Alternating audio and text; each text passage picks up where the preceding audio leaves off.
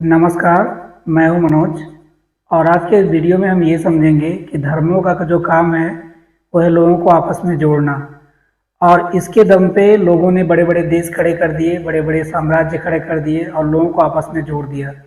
लेकिन कई बार हमें ये देखने को मिलता है कि धर्मों के लोग जो आपस में एक ही धर्म के लोग होते हैं या तो डिफरेंट डिफरेंट धर्मों के लोग होते हैं, वो आपस में लड़ जाते हैं, लड़ाई कर लेते हैं। तो उनकी वजह क्या होती हैं?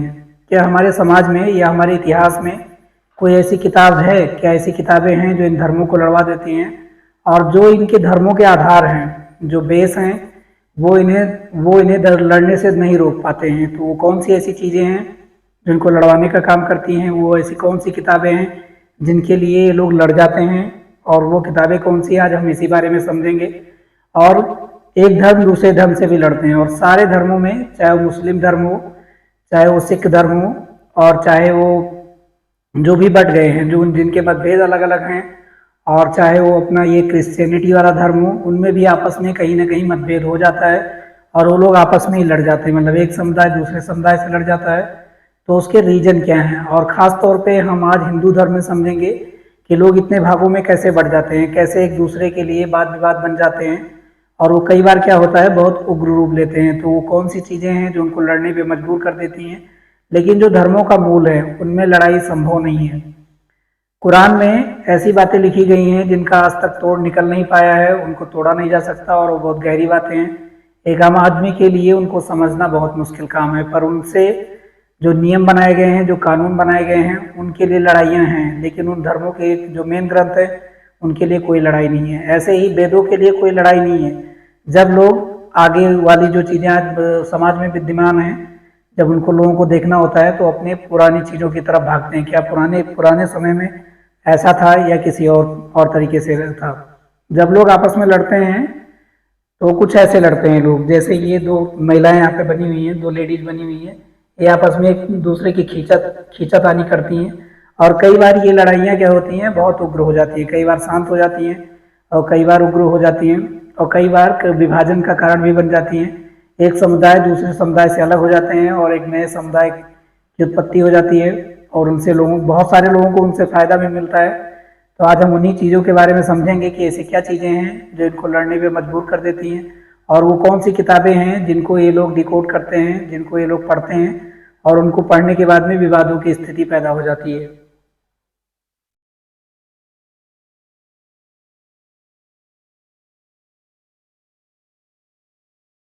अब मेन पॉइंट क्या है जिनसे लोग लड़ाई झगड़े कर लेते हैं, और आपस में धर्मों के लोग जो होते हैं, आपस एक ही धर्म के लोग जो होते हैं, वो लड़ाई के कारण बन जाते हैं।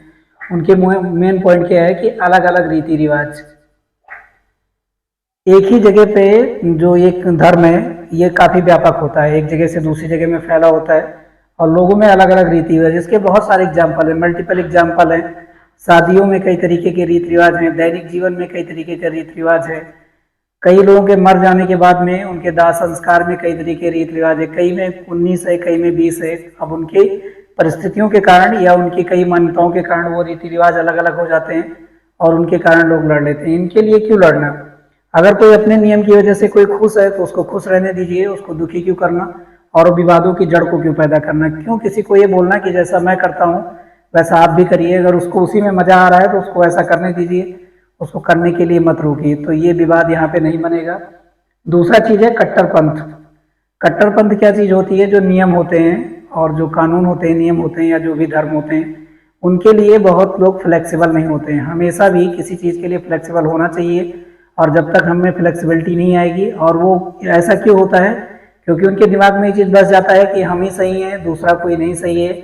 और इसी कट्टरपंथी की वजह से कई लोग लड़ाइयाँ हो जाती है। जब दो ग्रुपों के लोग या किसी एक ग्रुप के लोग इस कट्टरपंथ को अपनाते हैं तो लड़ाई का कारण बन जाता है। पहचान की संघर्ष। जो आपस में समुदाय होते हैं, और आजकल हमारा भारत जो है अलग अलग जातियों में विभाजित है, और ये जातियों का प्रकोप पहले भी था, अभी भी है। बहरहाल जाति जो है वो धीरे धीरे करके अब खत्म हो रही है। लेकिन एक कॉन्सेप्ट है कास्टिज्म, यानी कि जातिवाद, वो जारी है। उसके बहुत सारे रीजन है, वो हम अगले वीडियो में समझेंगे कि वो क्यों जारी है, उसके क्या फ़ायदे हैं। उसकी वजह से क्या होती है, उनके पहचान का संघर्ष होता है।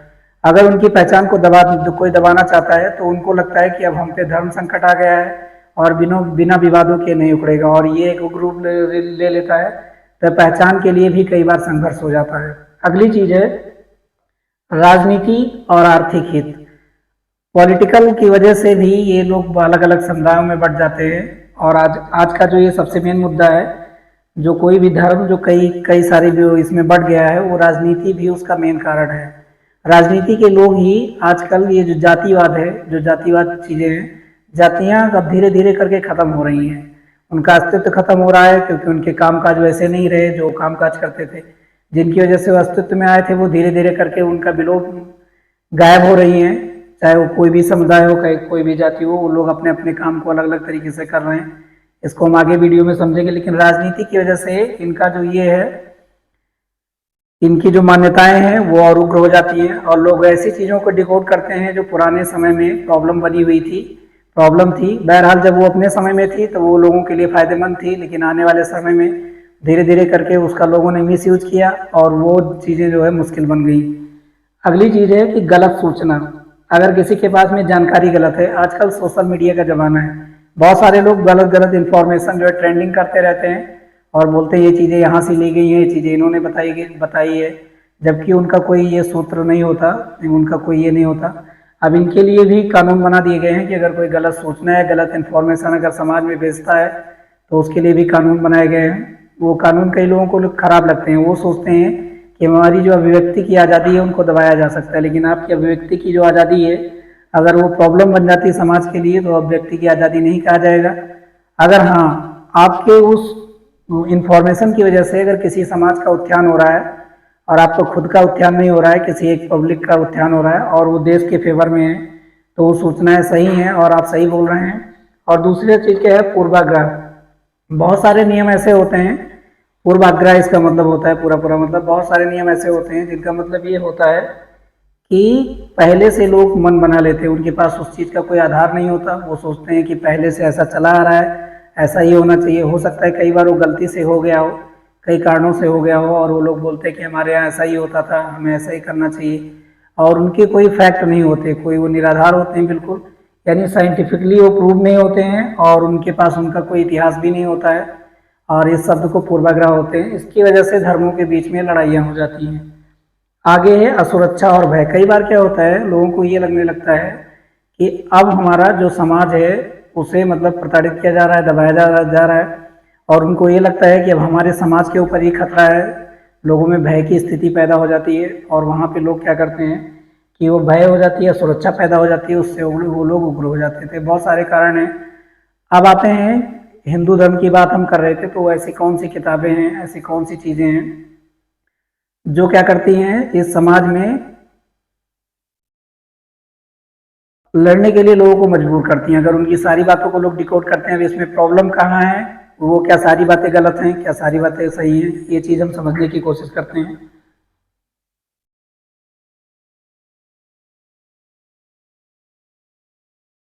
अब जो कोई भी जो नियम होता है, जो धर्म होता है, उनमें हर धर्मों में क्या है कि नियम है, कानून है, और नियम कानून की एक किताब है। और वर्तमान समय में अपने भारत में संविधान है, जिसकी वजह से देश चल रहा है। पुराने समय में संविधान नहीं था, ये भी देश की आज़ादी के बाद में इसको बनाया गया, क्योंकि यहाँ पे लोगों को रहने के लिए ऐसा कोई कानून नहीं था जिसकी वजह से सरकारें चल पाए, समाज चल पाए, जिनकी वजह से व्यवस्थाएं चल पाएँ, तो ये बाद में बनाए गए।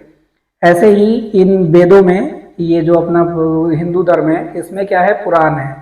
पुराण का मतलब ये है कि पुराने आख्यान, उस समय के, उस समय से पहले के, जब लोगों ने ये पुराण लिखे उस समय के पहले के। इसमें क्या डिकोड किया गया है, इसमें ये बताया गया है, पुरानी कहानियाँ बताई गई हैं, पुरानी कथाएं बताई गई हैं, और उन्हें बताया गया कि ये राजा थे, कहानियाँ बताई गई।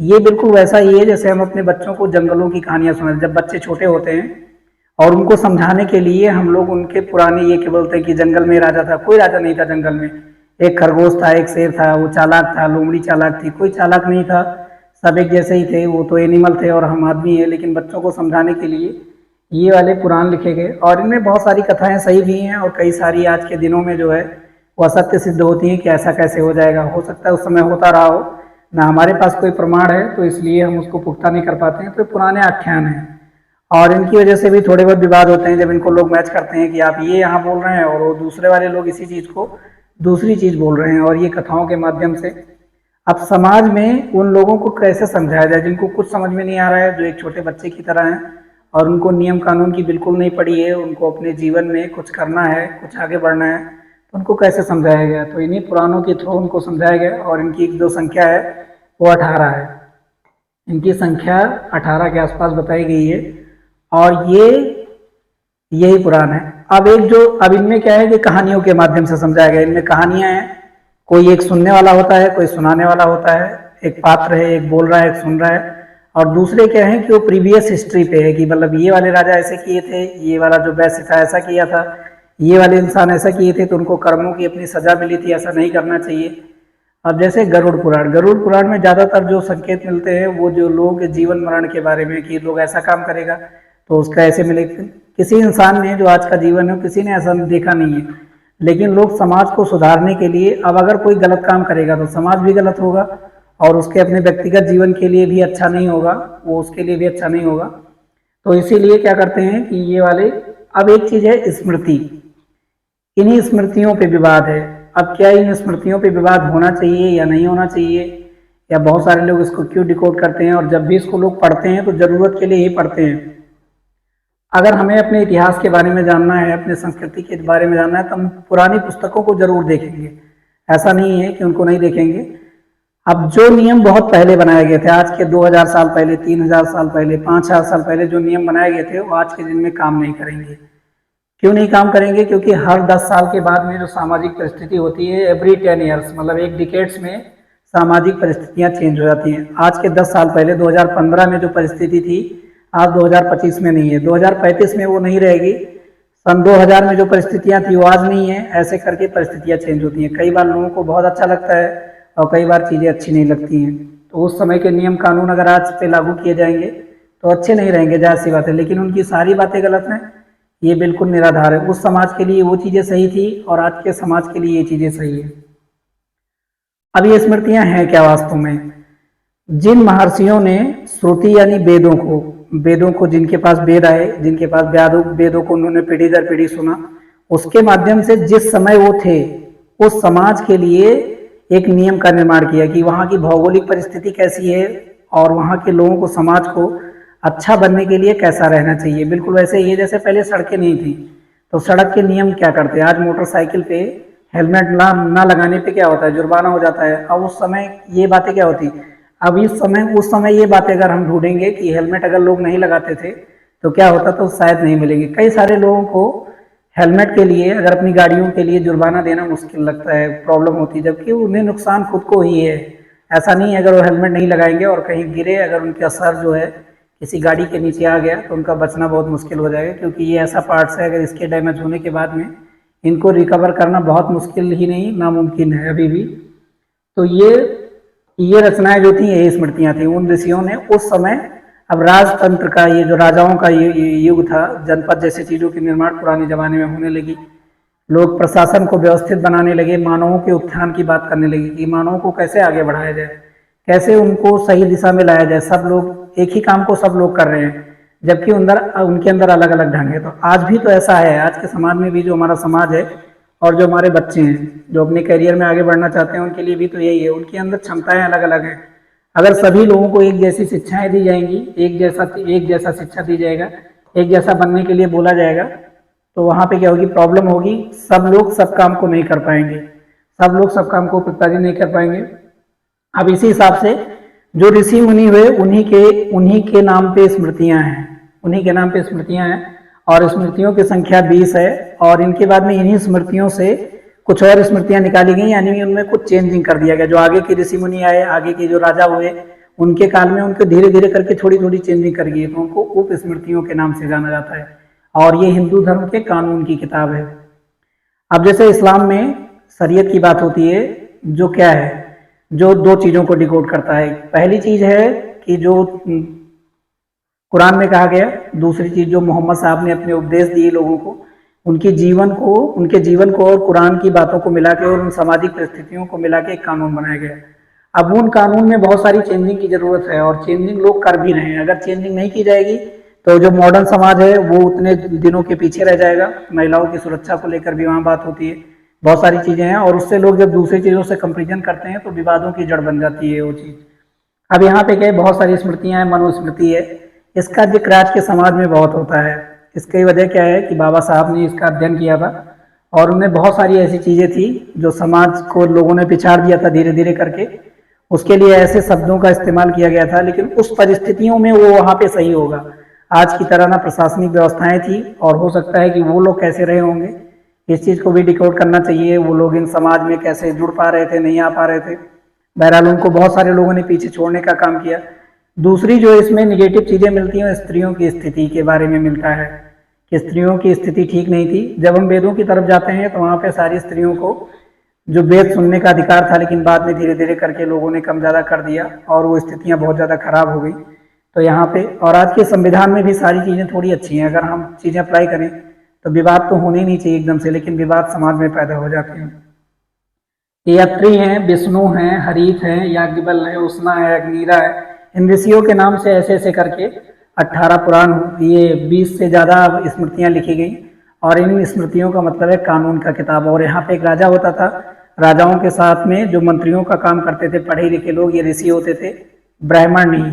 सब लोग बोलते हैं ब्राह्मणों ने बना दिया, और मनु जो थे वो ब्राह्मण नहीं थे, ऋषि नहीं थे, वो एक राजा थे। बहुत सारे लोगों की कॉन्सेप्ट ही गड़बड़ है कि वो राजा थे, और उन राजा के काल में ये वाली किताब थी कानून की किताब, जिसे मनुस्मृति कहा गया, और उस समाज के लिए जरूरी थी। और हमें जो यहाँ तक आगे लेके आई ये लोगों को, वो इसने मतलब ये शुरू में यहाँ के जो मानो रहे होंगे, भारत के जो मानो रहे होंगे यहाँ के आसपास के लिए, वैसे तो बहुत बड़े शब्दों का इस्तेमाल किया गया है कि सप्तद्वीप जो है पृथ्वी पे, उसके ही राजा थे वो।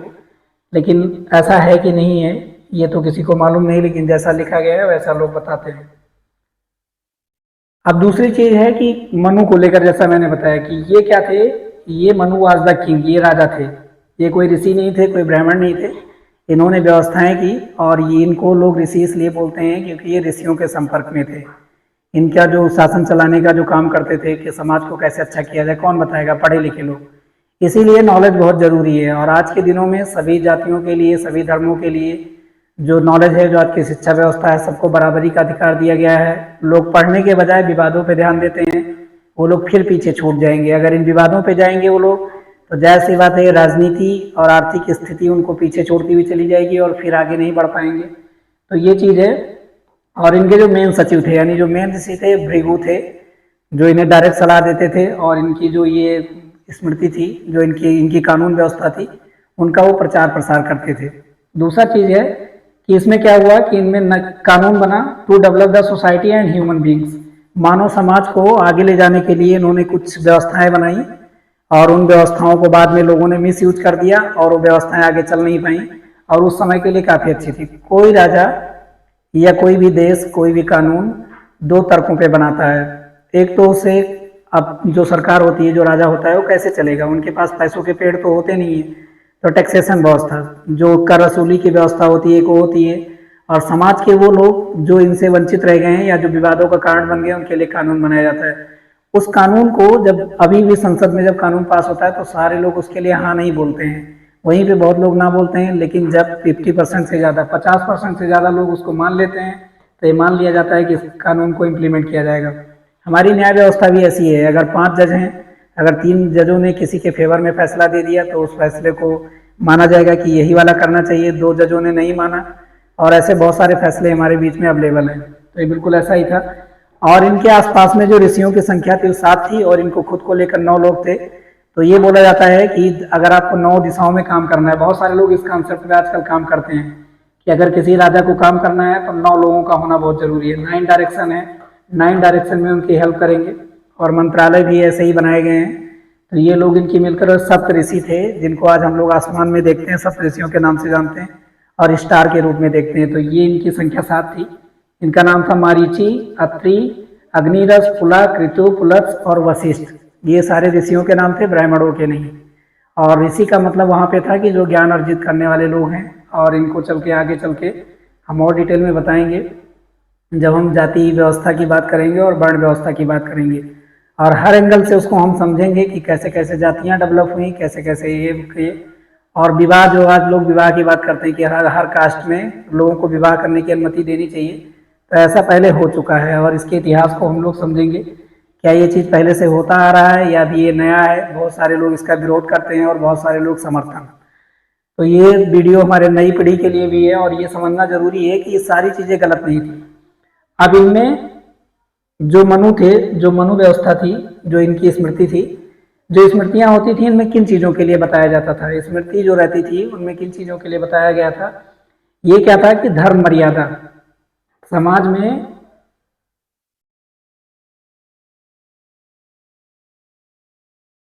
धर्म मर्यादा के बारे में।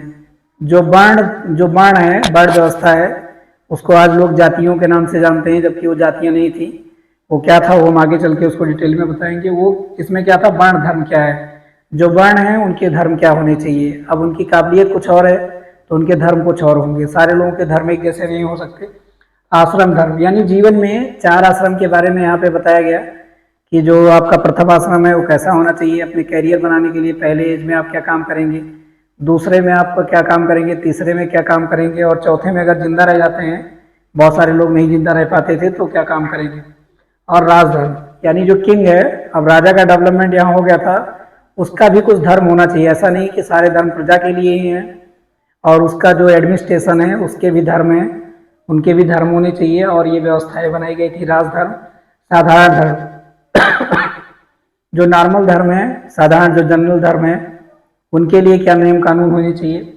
दैनिक कृत्य, अब जो हमारा संविधान है वो हमारे दैनिक कृत्य के बारे में नहीं बताता। हम कहाँ से सीखेंगे? हमें सुबह उठना चाहिए, क्या करना चाहिए। बहुत सारे लोग इस पर भी कयात करते हैं कि देर से उठने से, सुबह उठने से कोई फर्क नहीं पड़ता, लेकिन जो लोग सुबह उठे उनको लाभ मिला। उन्हीं प्रैक्टिकल के आधार पर उन लोगों ने ये बताया कि नहीं, सुबह उठना चाहिए। दैनिक कृत्य आप कैसे करोगे, दोपहर में आपको कैसे करना चाहिए। ये बिल्कुल वैसे है कि एक मुसलमान को दिन भर में 5 बार नमाज करनी चाहिए, और वही तो दैनिक कृत्य है, लेकिन सारे लोग नहीं करते। अभी ये क्या है, और इसमें क्या बताया, स्त्री पुरुष। हमें ईश्वर ने ही स्त्री पुरुष में 2 भागों में विभाजित कर दिया, और ये डेवलपमेंट जो साइंस बोलता है कि ये कॉम्प्लिकेशन की वजह से हुआ। और इनकी स्त्रियों का क्या धर्म है और पुरुषों का क्या धर्म है, इनके कर्तव्य क्या हैं, इन्हीं के बारे में, स्मृतियों के बारे में बताया गया। इसमें से वो लोग क्या करते हैं जो आज के एज के लिए सही नहीं बैठती है, इफेक्टिव नहीं बैठती है, और उसको लागू करना भी नहीं चाहिए, उन श्लोकों को निकालते हैं इससे और उन्हीं को विवादों की जड़ बता देते हैं।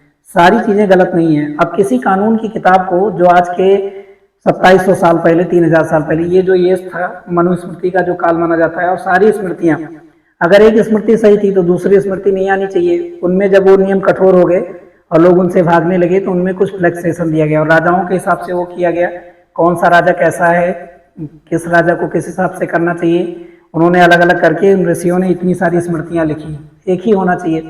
तो समय समय पे कानून की किताब चेंज होती रहती है। अभी तक 70 सालों में संविधान में भी बहुत सारी चेंजिंग की जा चुकी है। नहीं जरूरत थी, बहुत अच्छा था, कुछ चेंज नहीं करना चाहिए, लेकिन जब समाज में प्रॉब्लम आई और उसकी वजह से लोग परेशान होने लगे तो उसमें चेंजिंग की गई। तो आप जो बुराइयां हैं उनको डिकोड करेंगे तो आप अपने आप को बुराइयों को गेन कर लेंगे, और जो उनकी अच्छाइयां हैं उनको अगर डिकोड करेंगे। अब ये हमें रेफरेंस के तौर पे ये बुक अभी काम करती है, जब भी इनके लिए कुछ काम करना होता है तो लोग इसको पढ़ते हैं। और मनु स्मृति ज़्यादा फेमस है। ये पहली वाली स्मृति थी जो राजा मनु के कार्यकाल में बनाई गई थी, और यही इस स्मृतियों पे बहुत विवाद है। मनु ने ऐसा कहा था, आपको ये कह दिया था, आपको वो कह दिया था, और कोई ये नहीं पूछ लेता एक बार भी कि आप लोग कैसे थे।